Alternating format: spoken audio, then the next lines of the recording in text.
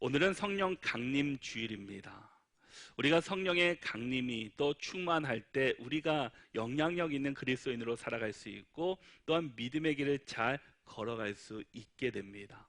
그런데 우리가 성령으로 충만하지 않으면 우리가 하나님의 뜻 안에 사는 것이 아니라 우리가 세상 가운데 살아가는 우리의 모습을 발견하게 됩니다. 그래서 여러분들이 한번 나의 삶을 잘 보면은 내가 과연 성령 충만할 때, 은혜 충만할 때의 모습과 그렇지 않을 때의 모습이 달랐다라는 것을 우리는 잘 돌아볼 수가 있습니다. 우리가 성령 충만해서 변화된 사람들을 우리 주변에서 많이 볼 수 있습니다. 특별히 우리가 잘 아는 이 가수 가운데 윤복희라는 분이 있습니다. 지금은 권사님이 되셨습니다. 그는 세계를 순례하며 예수를 전도하는 일에 힘쓰는 사람입니다. 그가 이렇게 변화될 수 있었던 것은 하영조 목사님을 만나서 성경 공부를 하게 되었습니다. 이 성경 공부를 하는 가운데 사도행전을 하다가 이 성령에 관한 이야기를 듣고 그가 성령으로 충만하게 되었습니다. 그리고 성령 충만을 받고 그가 다짐하기를 내 삶은 오직 예수 전도뿐이다 라고 그는 고백하게 됩니다. 그는 자궁암, 또 후두암, 또 하반신 마비, 이혼 등으로 그 고통이 심했으나 그 성령 받고 그의 삶이 완전히 변화되었습니다. 그전에는 암울했고 나 자신이 아무것도 아닌 앞이 보이지 않는 인생이었지만 성령을 받고 나서 이제는 하나님을 찬양하고 전도하면서 이 암이 치유되고 회복되는 것을 경험하게 되었습니다. 그리고 이전보다 더 아름다운 목소리로 또한 찬양하며 노래할 수 있게 되었다라고 말하고 있습니다. 그가 이렇게 어려운 시기를 겪을 때 그의 오빠 되는 분이 있습니다. 윤한기라는 분입니다. 지금은 목사님이 되셨습니다. 그분이 그 동생에게 우리가 잘 아는 여러분이라는 곡을 그에게 주면서 이 국제대에 나가서 부르라고 이야기를 하게 됩니다. 근데 우리가 아는 여러분이라는 이 곡은 이 구약 성경에 있는 이사야서에 담고 있는 내용을 그 안에 담고 있어 또 그 중심으로 만들어진 곡이었다고 합니다. 앞이 안 보이고 깜깜할 때, 사랑이 필요할 때, 이 험한 세상을 함께 걸어갈 친구, 날 사랑하여 날 위해 십자가를 지고 죽으신 예수, 길이요 진리요 생명이신 그 주님을 찬양하기 위해서 이 곡을 만들었다고 합니다. 바로 성령이 충만하니까 그의 삶이 완전히 변화되고 그전에 세상을 위해 살았던 사람이 이제는 하나님 나라를 위해 살아가는 사람으로 변화되고 말았습니다. 오늘은 성령 강림 주일입니다. 오순절은 바로 성령님이 임재하신 사건을 기념하며 지키는 절기입니다. 성령 강림 주일은 예수님께서 부활하신 후에 50일이 지난 날을 기념하는 절기입니다. 그래서 이 날을 우리는 오순절이다라고 말하기도 합니다. 성령이 우리에게 임하셔서 예수님을 만나게 하시고 말씀이 깨달아지게 하시고 그리스도인으로 온전히 살아갈 수 있도록 우리의 마음과 생각을 지켜주십니다. 그러기에 우리는 성령으로 충만할 때 우리가 온전한 능력을 발할 수 있고 온전히 하나님의 뜻에 합당한 삶을 이뤄갈 수 있게 됩니다. 예수님께서 부활 후 곧 떠나시겠다고 하자 이 제자들은 슬픔과 근심이 가득했습니다. 자신들의 그 바라보았던 분, 우리의 자리를 새롭게 만들어 주실 분, 예루살렘의 왕으로서 임재하실 그 주님이셨는데 그분이 이제 너희들 나는 이제 떠날 것이다. 그리고 나와 함께 영원토록 함께 하실 것 같았는데 부활하신 후에 나는 이제 하늘로 올라간다라는 얘기를 듣고 그들은 슬픔에 잠기게 됩니다. 그런데 이런 제자들을 위해서 그 보혜사 성령님을 보내주시겠다라고 약속하고 계십니다. 누가복음 24장 49절의 말씀을 보면 볼지어다 내가 내 아버지께서 약속하신 것을 너희에게 보내리니 너희는 위로부터 능력으로 입혀질 때까지 이 성에 머물라 하시니라 라고 말씀합니다. 아버지께서 약속하신 것을 너희에게 보내주실 건데 너희는 위로부터 능력이 임하실 때까지 이 성에 머물러 있으라라는 겁니다. 이 성에 왜 머물라고 말씀하십니까? 다른 곳에서는 하나님께서 임재하지 않으십니까? 위에서부터 능력이 나타나지 않는 것입니까? 그것이 아닙니다. 이 성에 머물라는 것은 주님 안에 머물러 있으라라는 겁니다. 이 성에 머물면서 주님을 만나고 주님의 마음을 품고 주님으로 새로워지면 너희 가운데 임하실 성령님이 너희와 함께 하실 것이니까 너희가 다른 곳에 가지 말고 이곳에서 주님만을 바라보며 의지하라라는 겁니다. 우리 주님께서는 성령님께서 너희 가운데 임재하실 것이니까 이 성에 머물라고 분명히 말씀하고 있습니다. 우리 하나님은 우리에게 공급하시는 하나님이십니다. 우리에게 가장 좋은 것을 주시기를 원하시는 하나님이십니다. 왜 성령이 너희에게 필요합니까? 지금은 내가 너희 가운데 있기 때문에 내 말씀을 듣고 너희가 나를 바라보면서 너희의 삶을 유지할 수 있지만 내가 없어지면 너희가 앞으로 어떻게 살아갈 것인지, 정말 주님 안에서 올바르게 살아가고 주님 뜻 가운데 살아가게 될 수 있을 것인지 너희들이 그렇지 못하기 때문이었다라는 겁니다. 그러게 성령님이 너희에게 임재해 주실 것이니까, 오실 것이니까 너희가 성령으로 충만하여서 성령이 인도하시는 대로 너희들이 살아가라라는 겁니다. 예수님을 따라서 지금까지 살아왔다면 이제는 성령님을 의지하여 살아갈 것을 우리에게 말씀해 주고 있습니다. 우리 주님은 그때를 기다리라 라고 말씀합니다. 때가 되면 주실 것인데 우리가 그때를 기다리지 못하고 때로는 그때를 우리가 움직이게 됩니다. 부모들은 자녀들에게 모든 것을 주고 싶어 합니다. 아낌없이 자신의 모든 것을 내어주고자 합니다. 그래서 열심히 부모들이 일을 하고 열심히 사회생활을 하십니다. 그리고 그래서 번 그것들 통해서 자녀들에게 많은 것을 주고 싶어 하십니다. 왜 그렇습니까? 그 자녀들을 사랑하기 때문입니다. 그렇다고 무조건 다 주는 것은 아닙니다. 그때 맞는 것, 그에게 필요한 것을 주시게 됩니다. 만약에 초등학생인데 엄마 나 학교 가는 것이 너무 걷는 것이 힘들어, 너무 멀어, 나 자동차 사주세요 라고 하면 자동차 사주실 부모가 얼마나 있겠습니까? 얼마가 아니라 아마 없을 겁니다. 왜냐하면 그것을 사주면 어떻게 될지를 부모들은 잘 알고 있기 때문입니다. 초등학생이 어떻게 운전을 할 수 있겠습니까? 분명 운전했다 할지라도 그것은 범죄가 되고 또 분명히 사고가 나기 때문입니다. 우리 주님도 우리에게 모든 것을 주고 싶어 하십니다. 필요에 따라 모든 것을 공급하시기를 원하시는 분이 바로 우리 주님이십니다. 분명히 주님께서는 이 땅에 이 성에 머물러 있으라라고 말씀하시면서 내 아버지께서 약속하신 것을 너에게 주시겠다라고 말씀합니다. 우리는 하나님의 약속을 붙잡고 그때까지 참고 기다려야 합니다. 기다려보니까 아니나 보네, 안 주시네 하고 그 자리를 피하는 것이 아니라 하나님께서는 약속하신 것을 반드시 이루시는 하나님이십니다. 그 하나님을 믿음으로 선포하고 믿음으로 고백하라라는 겁니다. 그래서 우리가 그곳을 떠나지 말고 끝까지 주님 말씀 붙잡고 그곳에 머물러 있어라라고 말씀해 주고 있습니다. 그러면 우리 가운데 성령의 역사가 임하게 될 것입니다. 분명 성령님께서 우리에게 임하실 것을 이미 우리에게 계속해서 성경은 말씀해 주고 있습니다. 사도행전 1장에서 우리 120명이 마가의 다락방에 모였습니다. 그것을 모여서 함께 말씀을 붙잡고 그 하나님의 때를 기다리며 기도하게 됩니다.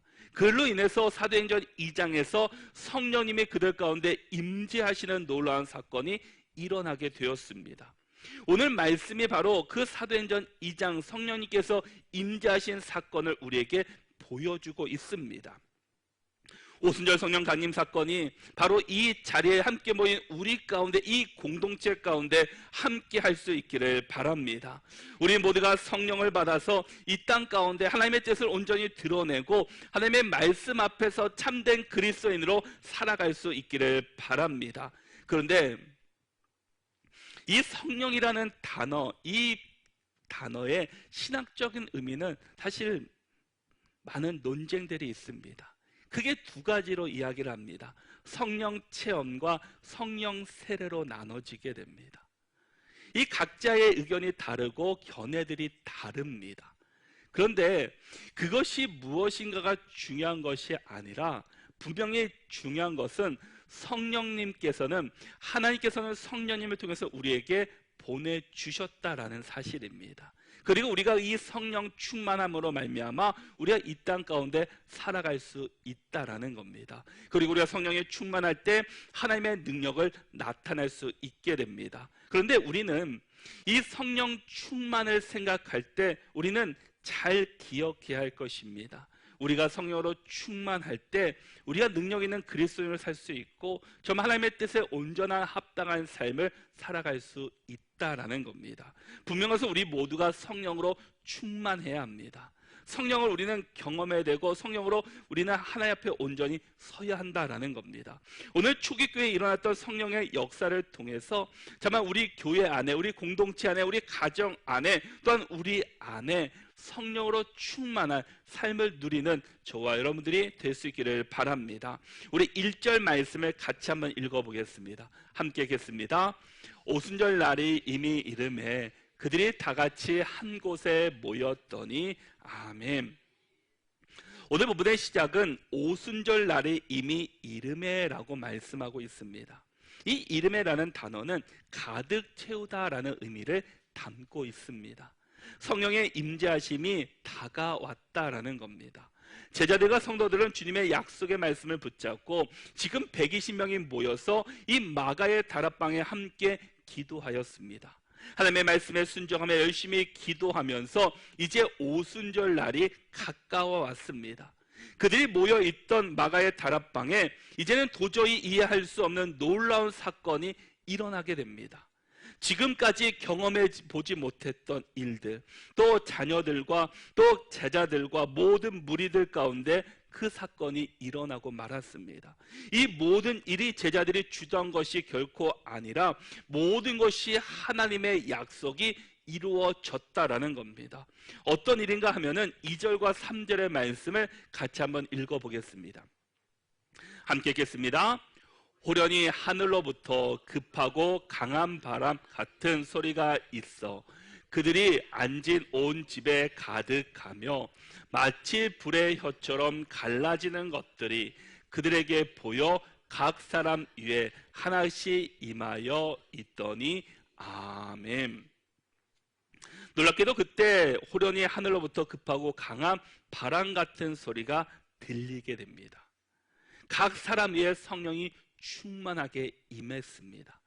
주님의 약속대로 성령님께서 그들 가운데 임재하신 것입니다. 호련이라는 말은 갑자기 일어났다라는 겁니다. 우리가 계획하고 준비한 것이 아니라 우리가 전혀 예상치 못할 때 그 일이 일어났습니다. 성령은 호련히 갑자기 우리 가운데 나타납니다. 우리가 기도할 때, 때로는 우리가 말씀 안에 있을 때뿐만 아니라 우리가 일상 속에서 일을 할 때, 직장에서 일을 할 때나 때로는 길을 걸을 때, 특별할 때뿐만 아니라 일상 속에서도 분명히 나타나는 일입니다. 제자들은 치밀한 계획과 준비를 해서 일어난 사건이 결코 아니었다라는 겁니다. 전혀 예상치 못한 상황에서 이런 일이 일어나고 말았습니다. 그러기에 하나님께서 하신 일이다라는 겁니다. 우리가 계획하고 준비하고 열심히 우리가 했다라면 그래 내가 한 거야, 나 때문에 된 거야, 내가 이렇게 만들어준 거야, 나에게 감사해라고 말할 수 있지만 우리의 삶을 보면은 전혀 우리가 예상치 못한 일들을 우리는 경험하며 살아가게 됩니다. 그래서 우리는 그것을 하나님의 은혜다라고 말하고 있습니다.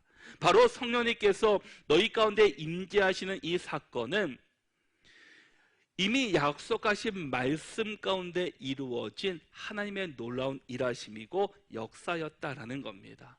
성령이 특별히 하늘로부터 오게 되었습니다. 성령은 인간의 작품이 아니라 하나님의 일하심이었다라는 겁니다. 하나님께서 도와주신 일이라는 겁니다. 사람의 생각으로 만든 것이 아니라 바로 하나님께서 주시는 선물이었습니다. 성령은 하늘로부터 임하게 됩니다. 누가복음 24장에서도 위로부터 능력으로 입혀질 때까지라고 말씀하고 있습니다. 바로 외부에서 어떤 특별한 일이 아니라 하나님께서 우리에게 주어진 일이었다라는 겁니다. 하나님의 구원의 은혜와 또 사랑은 언제나 하늘로부터 위로부터 주어지게 됩니다. 그러므로 위에서 내려주시는 구원의 은총을 입은 우리 삶의 궁극적인 목적이 이 세상이 아닙니다. 우리가 이 세상에 살아가는 것 이유는 하나님의 나라를 이 땅 가운데 회복하기 위해서, 하나님의 놀라운 사역과 일들을 우리 통해서 이 곳 가운데 나타나기 위해서 우리가 부르심을 받았고 이곳에 세워진 사람들입니다. 그래서 성령이 임하실 때 급하고 강한 바람 같은 소리였다라고 말씀합니다. 사람들이 듣지 못해봤던, 지금까지 경험해보지 못한 그런 일들로 말미암아 임재하시게 되었습니다. 바람 소리가 아니라 바람 같은 소리였다라는 겁니다. 누구도 들어본 적이 없는 하늘의 소리였습니다. 성령이 임하면 하나님의 소리가 우리 가운데 들려지게 됩니다. 요한복음 3장 8절에서도 바람이 임의로 불매 내가 그 소리는 들어도 어디서 와서 어디로 가는지 알지 못하나니 성령으로 난 사람도 다 그러하니라 라고 말씀합니다. 성령이 임하시면 우리의 생각을 뛰어넘는, 우리가 알 수 없는 방법으로 우리를 사용해 주십니다. 아무리 우리 앞에 막혀 있고 할지라도 성령이 함께 임하시면 막혀진 것들이 열리게 되고 새로운 길로 갈 수 있는 길이 열리게 됩니다. 우리의 지식으로, 경험으로, 우리의 생각으로 상상할 수 없는 일들이 일어난다라는 겁니다. 성령의 역사는 지식으로 알 수 있는 것이 아니기 때문입니다. 믿음이라는 것이 무엇입니까? 땅의 것을 보는 것이 아니라 하늘의 것을 바라보는 겁니다. 하나님을 바라보는 겁니다. 우리 삶의 중심이 내가 아니라 하나님을 바라보며 하나님 나라를 바라보며 살아가는 겁니다. 성령을 받으면 어떤 일이 일어났습니까? 4절 말씀을 같이 한번 읽어보겠습니다. 4절 말씀 함께 읽겠습니다. 그들이 성령의 충만함을 받고 성령이 말하게 하심을 따라 다른 언어들로 말하기를 시작하니라. 아멘. 제자들이 성령으로 충만하자 다른 언어, 방언을 말하기 시작합니다. 어떤 한 언어학자는 이 세상의 언어가 8,000개가 된다라는 말을 합니다. 그런데 그 많은 언어들 가운데 하나가 바로 이 방언이다라고 말하는 학자도 있다고 합니다. 이 방언을 통해서 하나님께서 그들을 통해서 일하기를 원하셨다라는 겁니다. 우리가 잘 아는 창세기에서 바벨탑 사건으로 말미암아 언어가 다 흩어지고 말았습니다. 그리고 언어가 서로 통하지 않게 되었습니다. 그런데 이 오순절 성령의 사건으로 말미암아 믿는 사람들 가운데 방언을 할 수 있게 되었고, 또 성령의 열매로 방언을 또 통역하는 사람이 생기게 되고, 또 같은 언어를 말하면서 성령의 음성을 듣게 될 수 있는 그 마음을 품게 되는 그런 일들이 일어나게 되었습니다. 우리가 성령으로 충만할 때 성령께서 우리를 통해 일하시고 역사하십니다. 성령을 통해 성령 충만과 성령으로 말하게 하고 다른 언어들로 말하기 시작하게 하십니다. 우리 안에 이런 성령의 사건이, 역사가 나타날 수 있기를 바랍니다. 우리가 성령으로 충만함으로 살아갈 때 이런 일들이 일어나게 될 것입니다. 성령으로 충만하여서 서로 다른 언어들로 말하는데 유대인들이 그들의 모습을 보고 조롱합니다. 저 사람들이 세술에 취했다라면서 그들을 조롱하게 됩니다. 하나님의 일을 알지 못하는 자들, 하나님의 역사를 알지 못하는 자들, 세상 사람들이 우리를 향해서 그 표현하고 그 반응하는 것이 바로 이런 모습이었다라는 겁니다. 그 당시에 그들이 방언으로 함께 기도하며 함께 언어를 나눌 때, 하나님의 일을 증언할 때 그 유대인들은 그들을 향해서 조롱하게 됩니다. 지금도 그 하나님을 알지 못하는 자들, 교회 다니지 않는 자들은 교회를 향해서 조롱하며 그들을 비판하게 됩니다. 그 일들은 지금뿐만 아니라 이미 오래전부터 그런 일들이 있었다라는 겁니다. 그럼에도 불구하고 그들이 그런 조롱 앞에서도 낙심하고 좌절하지 않는 것은 그들 가운데 성령으로 충만했기 때문입니다. 그러기에 그들이 세상을 보는 것이 아니라 하나님을 바라봤기 때문에, 하나님을 의지했기 때문에 그가 바로 낙심하지 않고 주의 사명을 감당할 수 있는 놀라운 계기가 되게 되었습니다. 이것이 바로 복음으로 사는 사람, 바로 믿음으로 살아가는 삶의 모습이다라는 겁니다. 우리가 복음으로 사는 사람, 믿음으로 사는 사람의 그 기준은 바로 내 중심에 하나님이 계시다라는 겁니다. 하나님께서 주시는 그 은혜로, 하나님께서 주시는 그 공급함으로 살아가는 사람이다라는 겁니다. 내가 주인이 되고 내가 공급하려고 하고 내가 창조주가 되려고 하는 자가 아니라 하나님께서 주신 것들을 내가 받아서 누리는 삶을 살아가는 자들이 바로 이런 복음으로, 믿음으로 살아가는 사람의 모습이다라는 겁니다. 우리 23절과 24절의 말씀을 같이 한번 읽어보겠습니다. 함께 읽겠습니다. 그가 하나님께서 정하신 뜻과 미리 아신 대로 내준 바 되었거늘 너희가 법 없는 자들의 손을 빌려 못 박아 죽였으나 하나님께서 그를 사망의 고통에서 풀어 살리셨으니 이는 그가 사망에 매여 있을 수 없었음이라. 아멘. 베드로는 성령으로 충만하여 담대하게 무엇을 말씀하고 있습니다?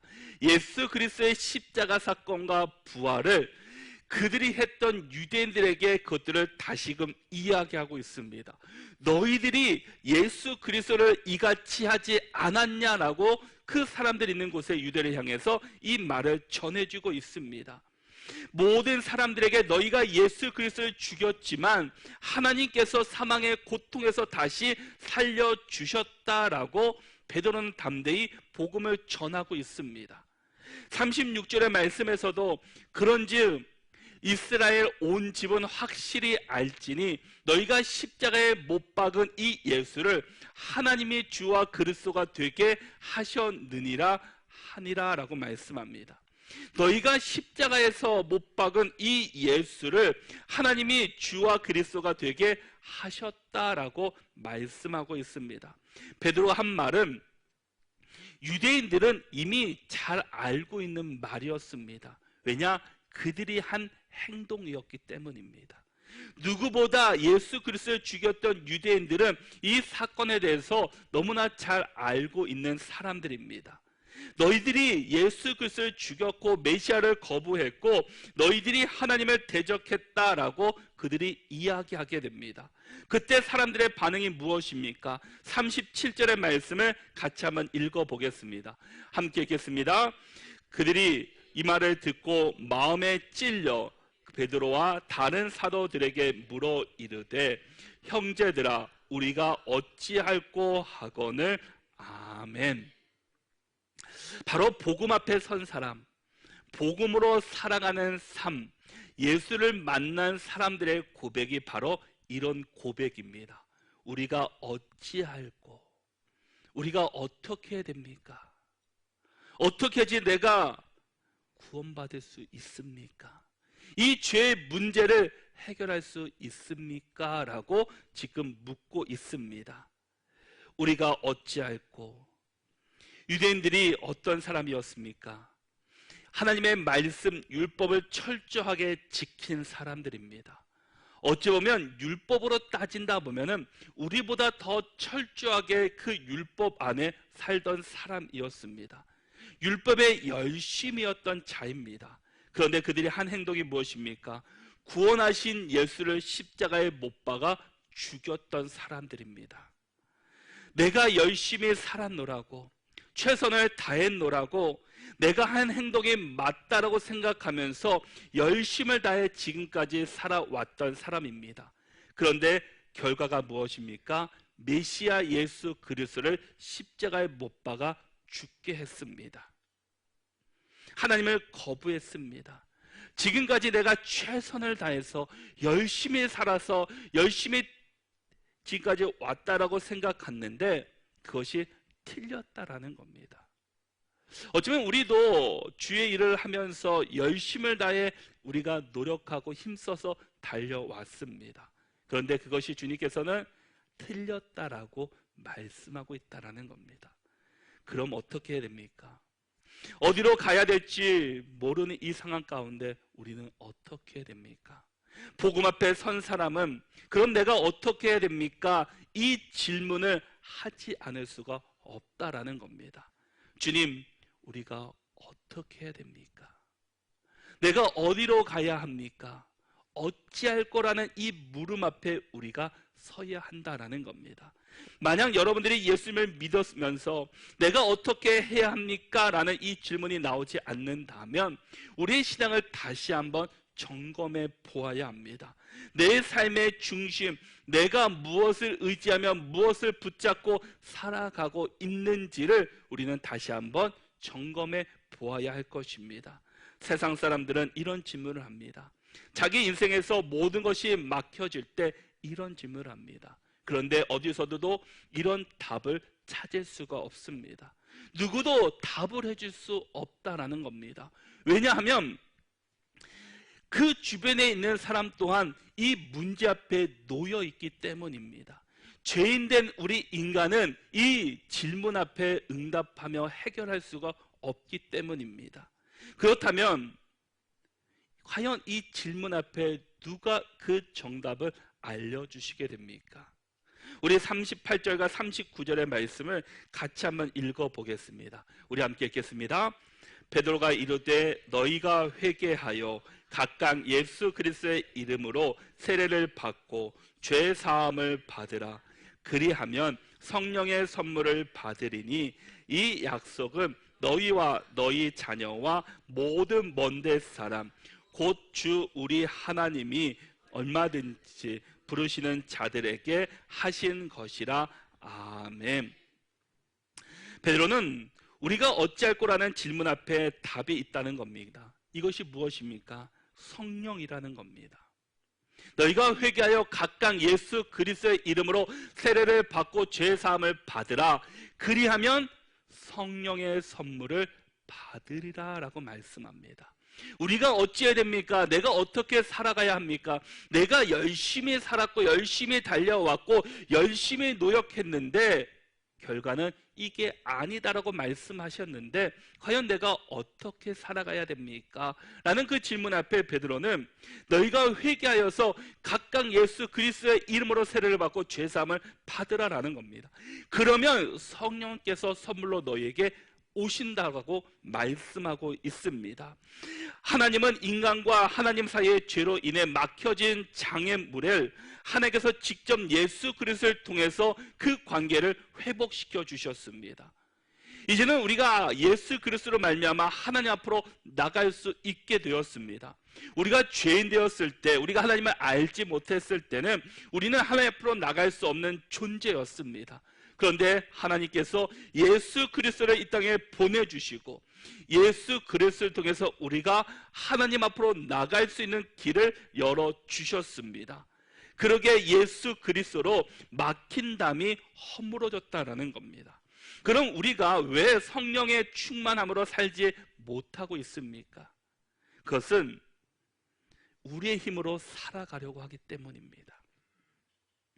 우리의 힘으로 살아가려고 한다라는 겁니다. 분명히 하나님께서는 약속해 주셨는데 그 성령의 임재하심이 무엇인가? 우리가 하나님과 우리의 사이와 단절되었던 그것들이 회복될 때 우리 안에 성령의 놀라운 임재와 은혜를 경험하게 될 것입니다. 우리가 하나님을 향한 관계가 단절되었기 때문입니다. 무엇인가 막혀서 하나님 앞으로 나갈 수 없게 되었다라는 겁니다. 막힌 것이 무엇인지 우리는 각자 다 다를 것입니다. 그런데 그 막혀진 것들이 해결될 때, 이 죄 문제가 해결될 때 우리가 성령으로 충만하게 됩니다. 제가 운전을 하다 보면은 늘 가던 길이 있습니다. 그런데 언제부턴가 한 차선이 막혀서 공사하고 있었습니다. 그래서 늘 가던 길을 그 길이 아닌 2차선에서 1차선으로 이제 다니게 되었습니다. 근데 시간이 지나서 언젠가 그 막혔던 2차선이 뚫리게 되었습니다. 근데 저는 그냥 아무런 생각 없이 계속 운전했습니다. 근데 어느 순간 봤더니 제가 1차선에 서 있는 겁니다. 그리고 2차선에는 1차선에 차가 막혀 있는데 2차선에 차가 없습니다. 제가 보니까 그냥 습관에 따라서 내가 1차선에 서 있던 겁니다. 분명히 2차선을 뚫려서 아무런 차도 없고 편안하게 갈 수 있는데 나도 모르는 순간 습관에 따라서 글로 왔다 보니까 모르게 그곳에 서 있었다라는 겁니다. 그래서 제가 그것을 보면서 나의 모습을 돌아보면서 우리의 죄의 모습이 그런 모습이 아닌가라는 생각을 하게 되었습니다. 이 죄로 인해서 나도 모르는 순간 하나님의 길을 갈 수 있는 그 길이 열려 있음에도 불구하고 내 죄로 인해서 나도 모르는 사이에 그 죄로 인해서 세상의 길을 걷고 있었던 우리의 모습이었다라는 겁니다. 분명히 하나님께서는 하나님의 길을 우리에게 말씀해 주시고 열어주셨음에도 불구하고 이 죄의 습관으로 말미암아 그 길로 여전히 옛 길로 가고 있는 저의 모습을 발견하게 됩니다. 우리가 성령으로 충만하지 못하는 것은 우리 안에 우리의 죄된 습관이 아직 남아있기 때문입니다. 내 삶을 온전히 주님을 향해 드리지 못했기 때문입니다. 성령님께서는 분명히 우리에게 늘 공급해 주십니다. 늘 우리에게 그 길을 제시해 주십니다. 그런데 우리가 하나님 앞으로 가는 그 길이 막혀서 내 스스로가 죄로 인해서 막혀서 가지 못하니까 늘 하나님께서 성령으로 충만을 계속 부어주시고 약속해 주심에도 불구하고 내가 그것을 받지 못하고 아직도 그 자리에 머물고 있는 우리의 모습을 발견한다라는 겁니다. 그래서 이 베드로는 회개하여 라고 말씀하고 있습니다. 이 죄에 대해서 회개하고 옛 습관을 버리고 예수를 그리스도라고 고백하고 예수님 앞에 머물러 있으라라는 겁니다. 그 주님을 붙잡으라라는 겁니다. 그것이 우리가 살 길이요 우리가 가야 할 길임을 말씀해 주고 있습니다. 그래서 고린도전서 12장 3절에서도 그러므로 내가 너희에게 알리노니 하나님의 영으로 말하는 자는 누구든지 예수를 저주할 자라 하지 아니하고 또 성령으로 아니하고는 누구든지 예수를 주시라 할 수 없느니라 라고 말씀합니다. 이제 우리 모두가 정말 회개의 영으로 충만해서 우리가 하나님 앞으로 나가지 못했던 일들이 있다면 이 시간 주 앞에 회개할 수 있기를 바랍니다. 고백할 수 있기를 바랍니다. 그래서 우리의 삶이 옛것은 다 끊어지고 정말 예수 그리스도로 말미암아 새로운 삶을 살아가는 우리에게 새로운 길을 열어주신 그 주님의 말씀 앞에 온전히 순종하며 살아가는 우리 모두가 될 수 있기를 바랍니다. 누가복음 11장 13절의 말씀에서도 너희가 악할지라도 좋은 것을 자식에게 줄 줄 알거든 하물며 너희 하늘 아버지께서 구하는 자에게 성령을 주시지 않겠느냐 하시니라 라고 말씀합니다. 우리가 자녀가 아무리 악한다 할지라도 그 좋은 것을 자식에게 주고자 원하는데 하늘 아버지께서 우리를 창조하시고 이 우주 만물을 만드신 그 주님께서 가장 좋은 것으로 구하는 자마다 성령을 주시지 않겠노라고 우리에게 말씀해 주고 있습니다. 우리가 오늘은 성령 강림 주일입니다. 우리가 성령의 충만을 받는 것으로 끝나는 자가 아니라 이제는 성령의 충만함으로 살아갈 수 있는 우리 모두가 될 수 있기를 바랍니다. 그래서 우리 모두가 우리의 죄단 습관들을 단호하게 끊어버리고 이제는 예수 그리스도 앞에 머물며 예수 그리스도를 의지하며 살아가는 복된 삶이 되시기를 바랍니다. 우리가 성령으로 충만할 때 하나님과의 관계가 회복될 수 있고 하나님과의 관계가 회복될 때 우리가 성령의 충만한 삶을 누리며 살아갈 수 있게 됩니다. 말씀과 기도로 우리가 주 앞에 서시고 늘 우리의 삶을 주의 말씀 앞에 돌아보시고 십자가 앞에 돌아보시고 우리가 죄된 습관으로 사는 자가 아니라 이제는 성령의 충만함으로 살아가는 복된 삶이 다 되시기를 바랍니다.